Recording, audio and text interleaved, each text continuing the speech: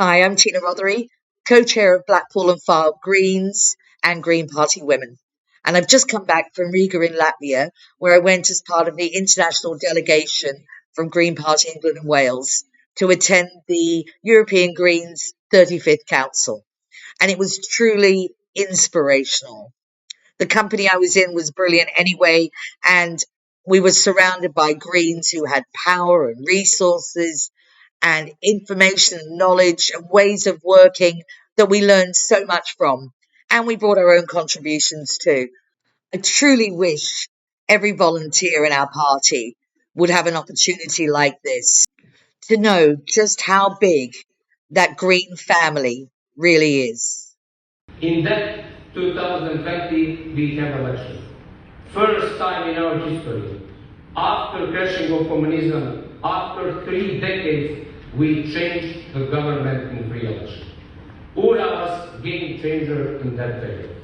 Ura in that moment made and explained to the people that democracy can be only in society which have possibility to change the government, to change the politicians, and that way to explain that nobody is untouchable. Equality has a direct impact on putting a huge pressure on your social and healthcare bills, while the investments into improving the air quality and water quality would significantly decrease that. Another pressure, of course, is the loss of biodiversity, and then that possesses the biggest threat to our food insecurity.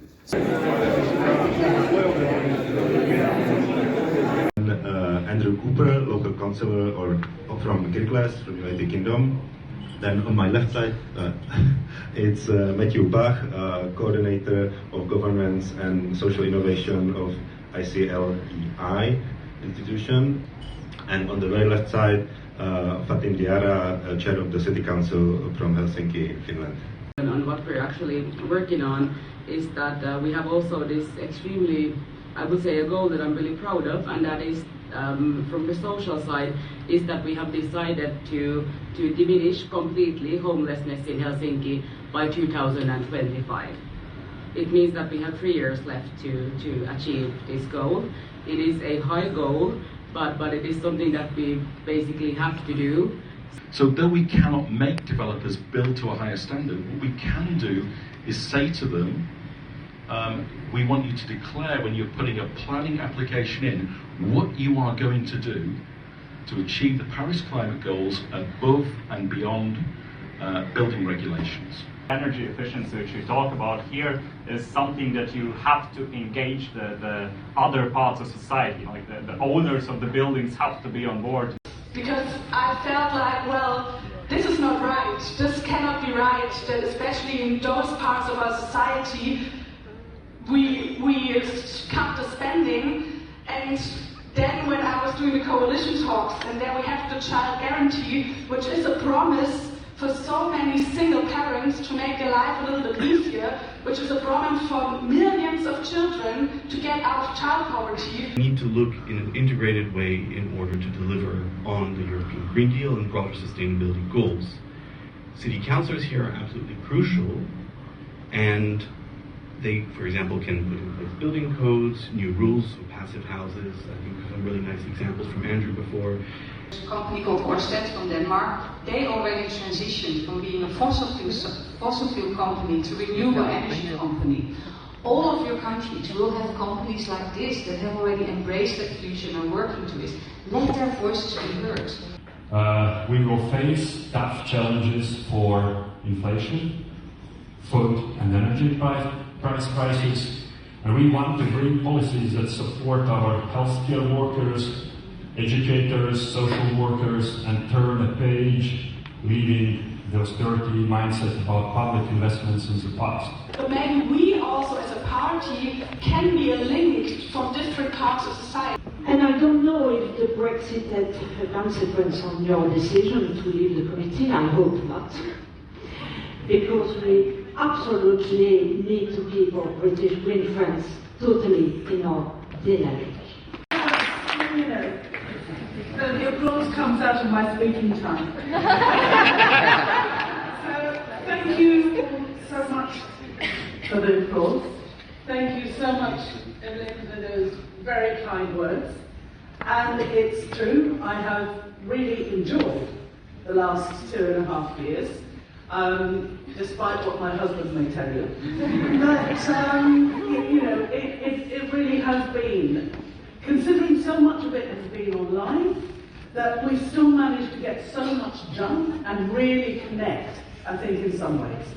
On the other hand, there are things I would like to have done, which COVID and so on have made difficult, and that's partly why I'm not standing again. I can stand. Running is, you know, not my thing. Dancing, yes. Right. Thank you very much, Gina.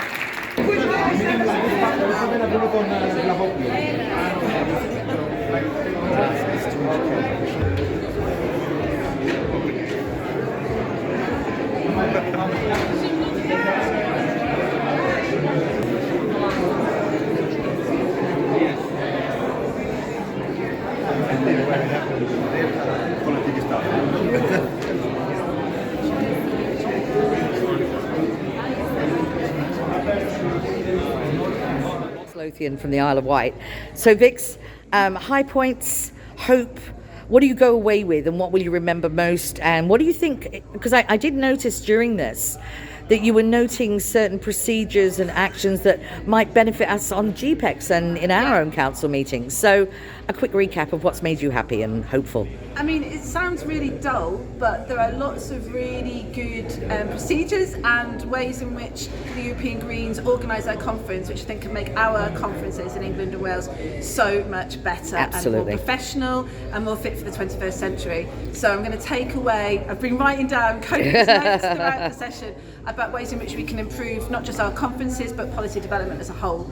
Excellent. What I've really enjoyed as well about this conference is how welcoming that it's been for people from England and Wales. We've had a very difficult sort of 6 years with our relationship with Europe, and a reminder that whatever our own politicians and political leaders in the UK Parliament think, we're very much part of Europe. We're very much part of a whole European family, and we're very welcome here. Made friends all the way from Portugal, from Denmark, from Poland, from the Balkan states, from the Baltic states, all across Europe. So please, it's worth coming to these conferences to remind ourselves that we're part of a much, much bigger movement than just our own nationality. And these inspirational politicians are, you know, in Brussels, they're in Strasbourg, they're in their own town, in Riga.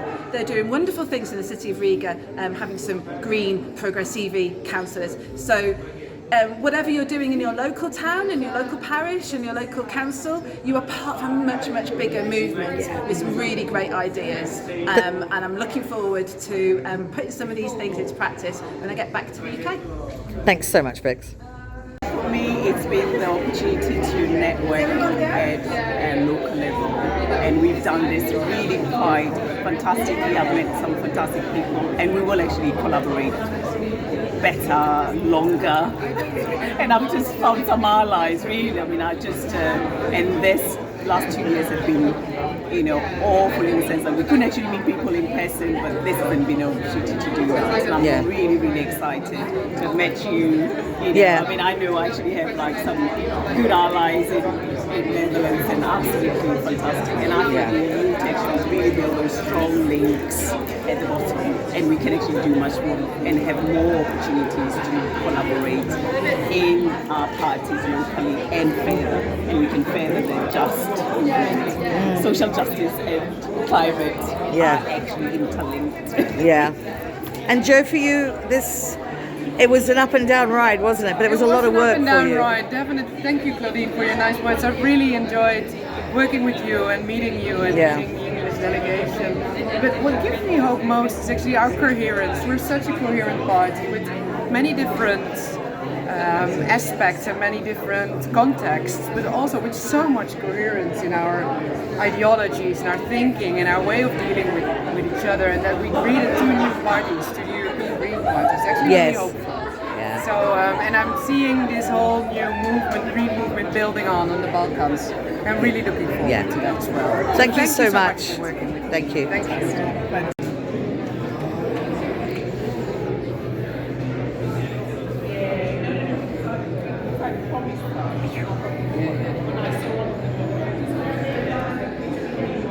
Hi there, Elise. Hello. You want to tell us a little bit about how conference was for you, and what did you get out of it? What was your best bits, and what gives you hope as a result of it? It was amazingly energising, although I'm also very tired from partying. I think for me the best bits were, well, the big thing of course is because of COVID we've hardly seen any Greens for the last few years, so to be able to see Greens, but to be able to see Greens from all around the wider Europe. Yeah. I think for me, very personally, the best bit has to be the friends I've made from Ukraine. We're staying in touch. So one of them, we're doing an exchange. She's going to practice her English with me, and in return she's going to help me with my Ukrainian citizenship, which is very exciting. Oh, amazing, amazing. But also that's something, Ukraine is another party like us. We're not in Europe, so we're part of this wider group that's forming of non-EU countries within EGP, and I think that's really, really positive. And does this give you hope for with the future of the Green Party overall, not just ours, or just Europe, but beyond? It reminds me how big we are, and it reminds me that unlike any other political party, we're global, and to be part of a global family is just so special. Thanks so much for that. My first time as a delegate, what's made me feel good about this is just knowing that power is possible for the Green Party, and when we are in power in places like Helsinki, Dublin, Edinburgh, Berlin, Hollywood, I mentioned Hollywood, we can change things. History is on our side, our time is now, and it's when we network at times like this, fabulous opportunity in a really well organised, well run, protocol rich but not overly complicated conference. We lay foundations for a fabulous future. Dina, I'll see you. Oh, I'll see you later.